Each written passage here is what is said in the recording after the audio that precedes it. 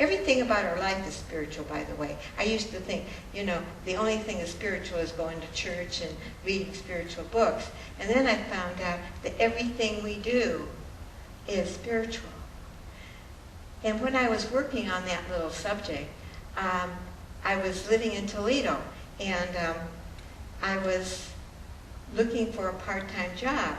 And I went to the Olive Garden, and I was like about 45 years old, and they said, well, we don't think you could be a waitress, but you know what? I think you'd probably be really good at being a hostess and seating people. Oh, what? That's beneath me. And I thought, no.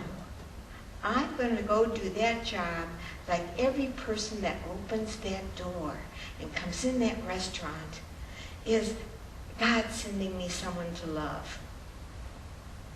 I had more fun in that job.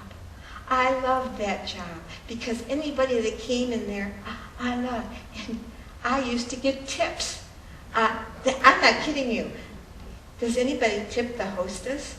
This man gave me $5. He says, I see you here. I come here once a week, and you're always so nice to me, and you always smile. And he said, I just want to give you this. And he gave me $5. So I went to my boss, and I said, that man that just gave me $5. What do I do with it? Do I give it to the waitress that waited on him? I wasn't getting tips. That wasn't the point. He said, you can have anybody that gives you a tip, you receive it and say thank you, that they're yours. At Christmas time, I got so many tips from regular people that came to that restaurant regularly that I got to know.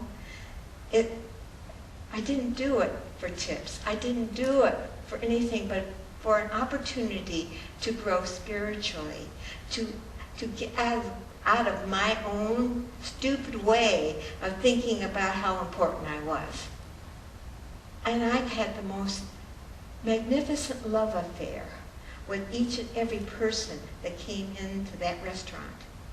And that began my love affair for all humanity. That was the lesson God was trying to teach to me. So any of you that come into this place, you are my love affair.